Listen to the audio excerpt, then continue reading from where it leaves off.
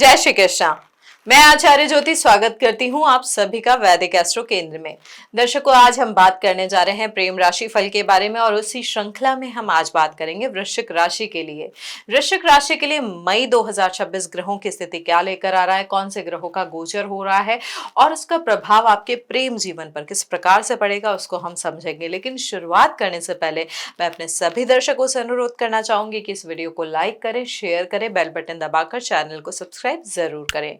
दर्शकों, मई 2026 आपके प्रेम और वैवाहिक जीवन में जो टेम्परेरी चेंजेस है वो नहीं लेकर आ रहा है, बल्कि गहरे भावनात्मक और व्यवहारिक स्तर के परिवर्तन लेकर आ रहा है।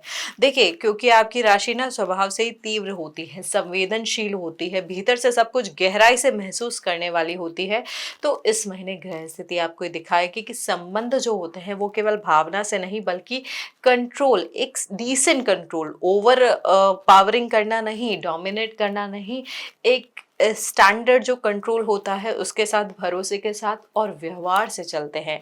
यह जो हमारा एनालिसिस है बेसिकली ग्रहों की स्थिति, ग्रहों के गोचर के आधार पे है। अब जैसे हम ग्रहों की स्थिति को समझे कि राहु जो है वो आपके कुंभ राशि में है, आपके चतुर्थ भाव में है। चतुर्थ भाव क्या होता है? मानसिक शांति का होता है, आपकी फैमिली लाइफ का होता है। राहु यहाँ घर के वातावरण में अस्थिरता या अचानक बदलाव का संकेत दे रहे हैं। यहाँ पर जो मैरिड है, जातक या सिंगल भी है, तो उनके घर बदलने की चर्चा हो सकती है, परिवार में किसी विषय पर असहमति हो सकती है, घर के माहौल में मानसिक बेचैनी भी फील हो सकती है। यदि आप रिलेशनशिप में है तो पार्टनर आपके निजी स्पेस यानी जो आपका प्राइवेट स्पेस होता है या पारिवारिक मामलों में अधिक शामिल हो सकता है, जिससे कभी कभी आपको ना अनकंफर्टेबल फील होगा, असहजता महसूस होगी। अब यहाँ पर शनि मंगल की युति हो रही है आपके पंचम भाव में, मीन राशि में। पंचम भाव जो प्रेम, आकर्षण, भावनात्मक अभिव्यक्ति का भाव है, यहाँ पर मंगल इंटेंस ऊर्जा देते हैं, तीव्र भावनाएं देते हैं और शनि उसी भावना को रोक कर परखते हैं। रिजल्ट क्या होता है? प्रेम में सीरियसनेस तो बढ़ेगी, लेकिन साथ में शक, जिद या अधिकार की भावना भी आ सकती है। अगर आप किसी से प्रेम करते हैं तो इस समय आप कैजुअल नहीं रह पाएंगे, या तो पूरी तरीके से जुड़ेंगे या कहीं ना कहीं दूरी बना लेंगे। मैरिड लोगों के लिए जो स्थिति है, बच्चों या फ्यूचर प्लानिंग को लेकर गंभीर चर्चा लेकर आ सकती है। अब सूर्य बुध की युति की बात करें, वो आपकी मेष राशि में है, छठे भाव में है, सूर्य जहां पर उच्च के हैं। अब देखिए, छठा भाव दिनचर्या, काम और जिम्मेदारी का होता है। इसका सीधा मतलब यह है कि रिलेशनशिप पर ना काम का असर पड़ेगा। पार्टनर को लगेगा कि आप बहुत ज्यादा बिजी हो गए हैं, प्रैक्टिकल मुद्दों में उलझे हुए हैं। कम्युनिकेशन होगा, लेकिन उसकी टोन में जो टोन होती है उसमें फर्मनेस रह सकती है। शुक्र जो है वो स्वराशि में सप्तम भाव में है। ये बहुत महत्वपूर्ण स्थिति है, क्योंकि शुक्र जो है स्वग्रही होकर संबंधों को आकर्षक और जीवंत बना रहे हैं।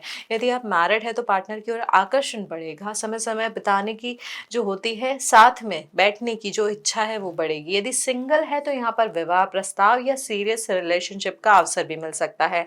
लेकिन वृश्चिक राशि के लिए यह स्थिति इमोशनल अटैचमेंट को और गहरा कर देती है। आप जो सरफेस लेवल होता है वहां पर संतुष्ट नहीं होंगे। अब जो गुरु है मिथुन राशि में आपके अष्टम भाव में है, जहां पर गहराई, रहस्य और इमोशनल शेयरिंग को वो बढ़ा रहे हैं। आप पार्टनर से ऐसी बातें साझा कर सकते हैं जो पहले कभी नहीं की है।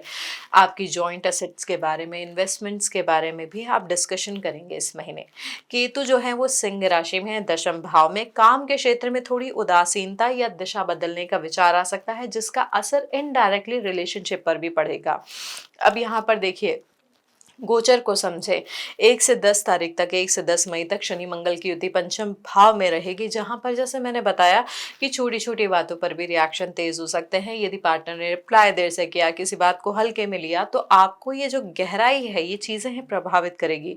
मैरिड लोग जिम्मेदारियों के बीच में फंसेंगे और उसकी वजह से मतभेद भी हो सकते हैं। तो यहाँ पर ये जो समय है इम्पल्सिव डिसीजन लेने का नहीं है, क्योंकि 11 तारीख को मंगल मेष में प्रवेश कर जाएंगे, सूर्य बुध के साथ 3-4 दिन तक युति करेंगे।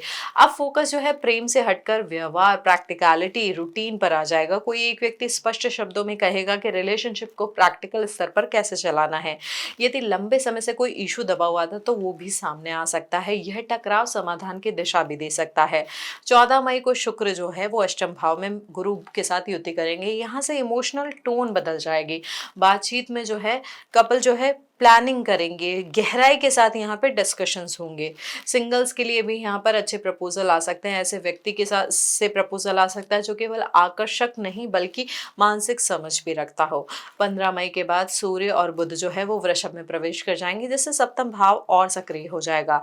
मैरिड लोगों के लिए समय पार्टनर के साथ प्रैक्टिकल डिसीजन लेने का है। लॉन्ग टर्म जो कमिटमेंट है ये उसका है। रिलेशनशिप में भी क्लैरिटी आएगी कि आगे किस दिशा में जाना है। तो मई 2026 आपके प्रेम और दाम्पत्य जीवन में सतही घटनाओं से अधिक गहरी हलचल का समय है।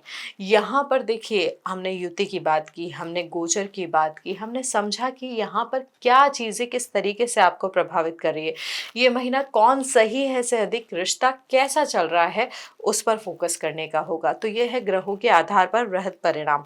अब हम बात करते हैं विवाहित जातकों के लिए महीना क्या परिणाम लेकर आएगा। तो देखिए, जैसे मैंने बताया कि यहाँ पर भावनात्मक प्रतिक्रिया महीने की शुरुआत में तेज रह सकती है। अगर पार्टनर ने किसी बात को हल्के में लिया, समय नहीं दिया या आपकी बात को तुरंत इंपॉर्टेंस नहीं दी तो आप उसे भीतर तक महसूस करेंगे। घर के काम, बच्चों की जिम्मेदारी, खर्च या परिवार से जुड़े मुद्दों की गंभीर चर्चा भी हो सकती है।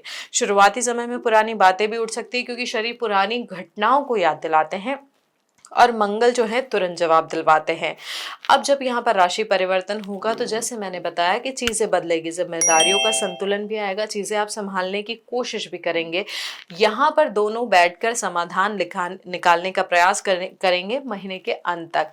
यहाँ पर आप तय करेंगे कि आगे साथ कैसे चलना है। भावनात्मक जुड़ाव के साथ और व्यवहारिक समझ, इन दोनों को कैसे साथ में लेके रिश्ते को सही दिशा देनी है।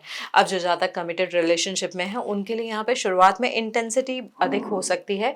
या तो आप पूरी तरीके से जुड़ना चाहेंगे या दूरी बना लेंगे। सवाल सीधे होंगे, हम आगे क्या कर रहे हैं, यह रिश्ता कहाँ जा रहा है। 11 मई के बाद प्रैक्टिकल मुद्दे सामने आएंगे। करियर, फैमिली का इन्वॉल्वमेंट। 14 मई के बाद आज हो सकता है कि टोन बदलेगा, बातचीत अधिक समझदारी से होगी। एंगेजमेंट या परिवार से बात करने जैसे विषय भी उठ सकते हैं। यह समय रिलेशनशिप को नाम देने या रीडिफाइन करने का है। सिंगल्स के लिए पहले आधे महीने में अचानक आकर्षण हो सकता है। कोई ऐसा व्यक्ति मिल सकता है जो इमोशनली इंटेंस लगे, लेकिन शुरुआती दिनों में क्लैरिटी कम होगी। अट्रैक्शन तेज होगा पर दिशा स्पष्ट होगी। 14 मई के बाद जो है पिक्चर साफ होगी। यदि कोई प्रपोजल आता है वो केवल पसंद तक सीमित नहीं रहेगा बल्कि फ्यूचर कंपैटिबिलिटी, करियर अलाइनमेंट और फैमिली वैल्यूज जैसे विषयों के साथ आएगा। मैरिज प्रोस्पेक्ट्स महीने के दूसरे हिस्से में अधिक व्यवस्थित रूप लेंगे। अब सेपरेशन टेंडेंसी की बात करें, क्योंकि शुरुआती 10 दिनों में इम्पल्सिव रिएक्शन की चीजें दिख रही हैं, योग दिख रहे हैं, तो कुछ दिनों के कम्युनिकेशन गैप, इमोशनल विड्रॉल या स्पेस की मांग भी हो सकती है। स्थायी अलगाव के प्रबल संकेत नहीं है, लेकिन यहाँ पर दूरी की स्थिति दिख रही है। यहाँ पर संबंधों को संतुलित करने का प्रयास आप करेंगे। चीजें संतुलित भी हो सकती है बशर्ते आप संवाद बंद ना करें। अब एक्स्ट्रा मैरिटल की सेंसिटिव पॉइंट पे अगर हम बात करें, क्योंकि यहाँ पर पंचम में शनि मंगल का जो योग बन रहा है, युति बन रही है, वो तीव्र आकर्षण एकदम से जगा सकती है। विशेष तौर पे यदि वर्तमान संबंध में कहीं ना कहीं भावनात्मक असंतोष है। मैरिड व्यक्ति को किसी कलीग या पुराने परिचित के प्रति जुड़ाव फिर से महसूस हो सकता है, लेकिन ये आकर्षण जो है वास्तविक समझ और स्थिरता के साथ होगा तो ही आगे बढ़ेगा, अन्यथा ये आपको मानसिक परेशानी ही देके जाएगा। ये समझे कि स्पष्ट जो स्थिति है 14 मई के बाद आपको क्लियर होगी कि और ये जो क्षणिक उत्साह है स्वयं ही कम हो जाएगा। तो ओवरऑल समझे अगर हम मई 2026 को, तो वृश्चिक राशि के लिए भावनात्मक गहराई और व्यवहारिक निर्णय का महीना है ये।